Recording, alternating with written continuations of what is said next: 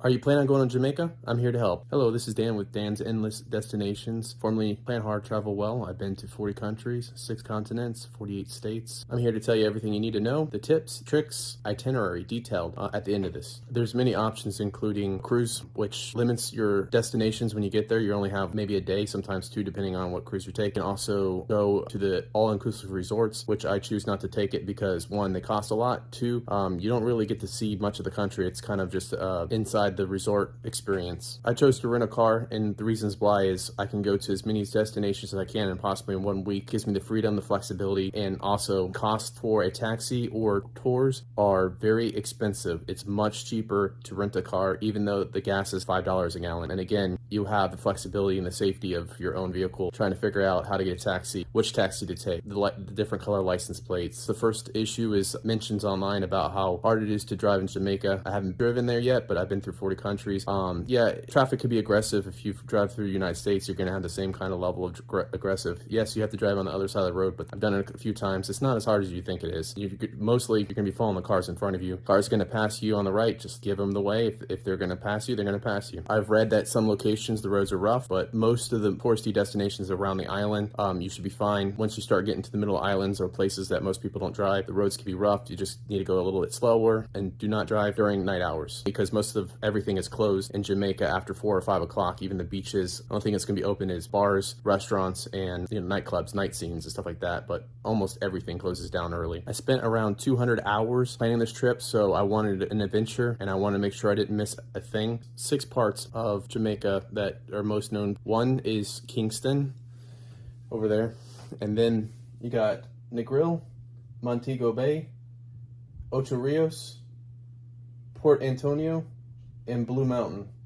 They also have the Treasure Beach, but that's a little less visited. It's about 638 kilometers around the entire perimeter of the island. That's about 400 miles. And about 13 and a half hours if you're going to drive it. That's what Google says. It probably takes longer. There's always traffic. There's always delays. So no matter where you stay, any one of these destinations, everything else is far away. So getting a taxi or trying to get tours, it's going to take forever to go from destination to destination, which is another reason why it costs so much money. Also, you'll have to do research on what roads you can actually take because Google doesn't always tell you the best way. They're going to tell you the shortest route, not necessarily the quickest. It might be pretty rough roads going through the middle of the island. From what I've read, most of the roads around the island, again, are good, but not through the middle of the island. Even though gas is expensive, it's probably going to be about $100 for my entire trip. Again, it's around $5 a gallon. It usually costs around $50 to $250 per person if you're going from any of these 6 locations to another. And you gotta book ahead of time or try to find transportation, which could be hard to do. Usually your Airbnb or a hotel will help you out. But again, why would you spend all that money if you can rent a car for around $360 for a whole week? Tips for the car is when you park your car, make sure it's in a place that is seen by others. You don't want to park off of road and make your car a target. Also, do not leave anything in your car of value shown and easily accessed because you're just given a reason for someone to break your car. When it comes to car insurance, if you got to check out your credit card, mine Chase Visa basically says say no, cancel any car insurance, and card will cover all costs. Granted, there's a lot of caveats, but I'm not paying extra for car insurance. U.S. citizens do not need a visa. It's pretty easy on entry. I have read multiple locations you want to bring cash, and the reason why is sometimes the credit card machines are down, the internet can be spotty at times. Not to mention if you get local currency like from Wells Fargo, you can send in a request from your bank. Your rates are going to be around 8 to 10 or 12%, whereas Jamaica it might cost a lot more. Plus, using local currency, you'll get a better rate. And using US cash is accepted pretty much everywhere, but again, you might not get the same rate. You do want to bring small bills and small change because everyone is looking for a tip. There are a lot of people going to help you out, or whatever the situation is, there's going to be a lot of people to tip. Plus, you want a small bill so that you can buy trinkets or whatever at the markets and you can get good prices. Again, negotiate. The Jamaican dollar is $152.40 currently as we speak. However, you might want to check up on this. You definitely want to know what you're paying for if it's in Jamaican dollars or US dollars and understand the exchange rate so you can get the best deal. To give you an idea about how much cash to bring, I'm bringing about $350 US, which is about 50,000 Jamaican dollars. I have 101s, some 5s and 10s, and a bunch of 20s. Some of the hotels that I'm staying in require cash, so you want to make sure. For American cash, I brought 1,000 because again, I have to pay for hotels included. When you're going to some of these destinations, they're going to require cash again. You're going to want to have a pretty good amount of cash. With that being said, do not leave your things unattended, like purses, backpacks, or your stuff. If you leave it available where someone can just pick it up and walk away, it might happen. If you're bringing a rental car, leave everything in your car. Do not take it into the destinations, waterfalls, or whatever, because again, you risk getting it stolen just sitting around, or get a locker. I wouldn't recommend bringing a lot of jewelry that looks too flashy unless you're staying inside the resorts and you plan on only wearing it at the resorts. With all that being said, Jamaica is a safe country. There's not much to be concerned about. Most tourist locations are safe. You don't have to worry about it. Just be aware of your situation or your surroundings, and don't be in places you shouldn't be. Bargaining is expected on pretty much everything, food to buying trinkets to going on excursions, unless it's written. I've read scams are common, but I wouldn't call them scams. Really, what you're going to end up doing is paying a lot more, so just be aware of what things should cost. Jamaica is known to not being friendly to LGBTIQ community. However, I am not seeing too many reviews negative as of recently. Maybe that might be changing, and maybe in the touristy destinations less of. I've also read that Jamaican men might make single ladies feel a little uncomfortable, but again, I'm not really reading too much about that as of recent. Jamaica is a very vegan friendly country. Also check your passports to make sure it's good for 6 months after you arrive. The Rastafarians make up approximately 1%. From what I've read, most Jamaicans don't smoke ganja, against what most people may think. Most of that is reserved for tourists, since they know tourists go there for certain reasons they're looking to sell. As mentioned before, internet may be sketchy in certain places. I would recommend when you get there at the airport to get a Digicel Sim and get a plan so that you have internet everywhere you go. It's known for people to be pushy when it comes to selling something, whatever they have to offer. The best approach is not to ignore them and not to be rude. Just simply look at them and say, no thank you. If you start looking at their merchandise, they're going to be more aggressive. They're going to try to sell you. It is common in Jamaica to be late. Never be in a hurry when you're in Jamaica. Understand that everything is on a different time, the Jamaican time. So I picked Jamaica for a few reasons. One, it's only 2-hour flight from Miami, which is convenient. And also because it was a cheap flight. I was looking for many destinations through South America, and this was the cheapest. However, there's a misperception that Jamaica is cheap. It is not.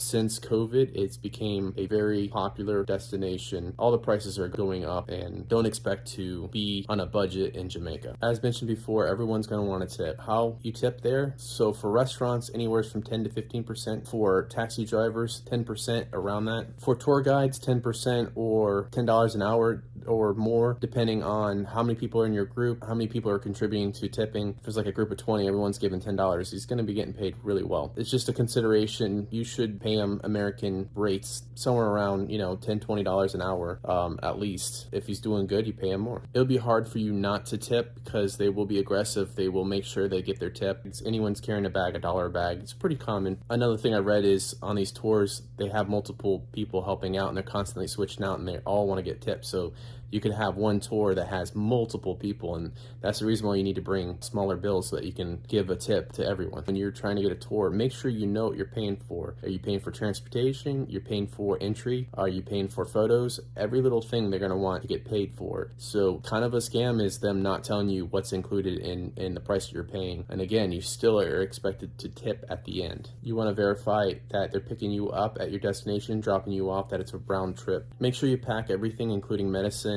water shoes, because almost everything requires water shoes, towels, sun lotion, and spray. Everything there on the island is going to cost 2 to 3 times as much for the same thing you would buy at the store in the US. I would bring extra shoes in case something goes wrong. Probably hard to get shoes there. You probably don't need to bring a snorkel or a life jacket because most of the places you go will have them. However, if you're just going to go to the beach by yourself and go snorkeling, it'd be wise to bring your own if that's your hobby. There are no snakes on the island. There's no deadly bugs. However, they do have mosquitoes and they are big, and they also have sand fleas. So at night they come out, they bite your feet in the sand. Most of the destinations you don't need a book unless you're on a cruise. You can show up. From what I understand, there's never a capacity issue unless it's holidays. You do want to book your hotel early. You might get a sticker shock on how much everything costs there. Even staying at the cheapest hotels is going to be well over $100, on average $150. There's not an average or a standard hotel. They don't have like days inns everywhere. Most of the things you're going to be staying at are condos or Airbnbs. Booking.com planhardtravelwell.com. Another thing about trying to book ahead is most of the places in Jamaica, touristy destinations, they don't respond. Emails, text, online, they're not interested. When you show up, that's when you need to ask questions and take care of things. Weed is illegal, but it is decriminalized at only $5 fine. Locals are not heavy into smoking marijuana, as mentioned before, but the locals will try to sell because that's where,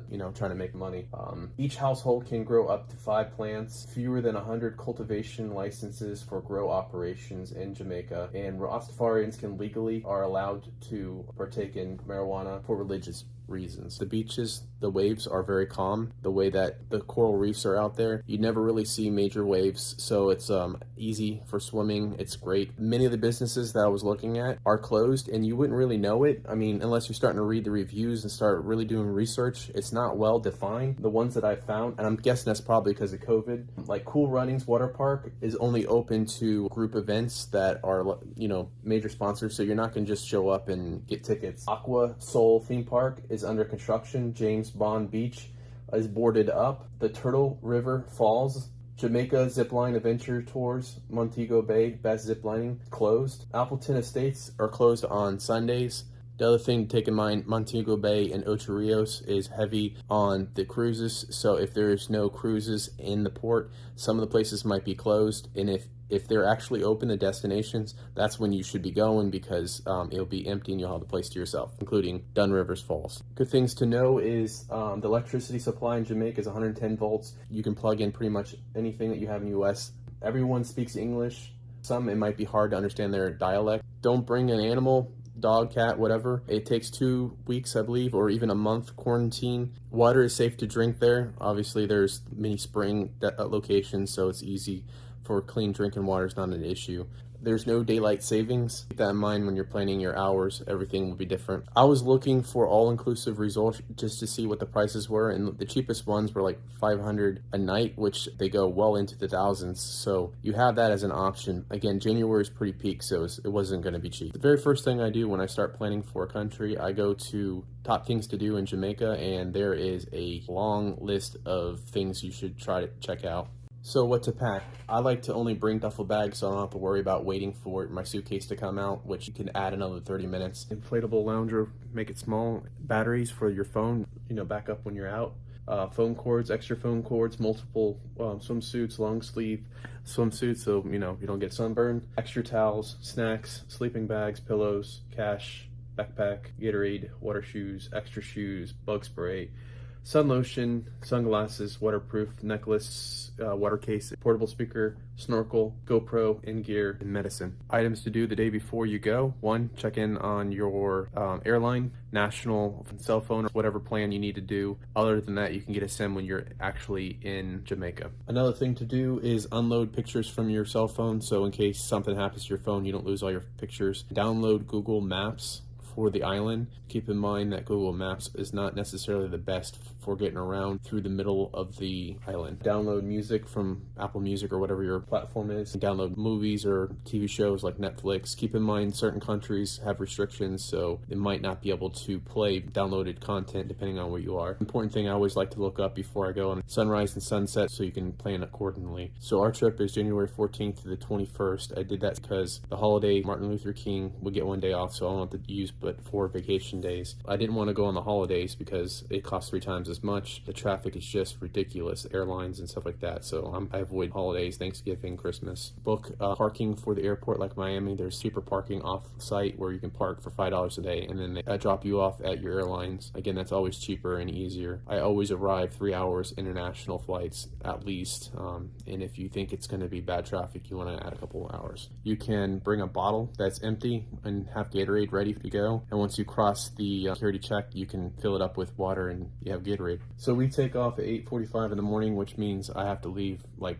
2 or 3 o'clock in the morning from here because that's about a 3-hour drive to Miami. The flight's an hour and 47 minutes from Miami to Norman Manley International Airport to Jamaica. And again, when you get there, you want to make sure you get your Digicel Sim, which I'm going to get 3 at 3,000 Jamaican dollars, which is a 28 Prime Balta bundle, which will give me enough of internet for 3 phones, 28 days, 15 gigabytes of data, 50 gigabytes of social media, and 208 gigabytes of HBO or YouTube. It's a lot.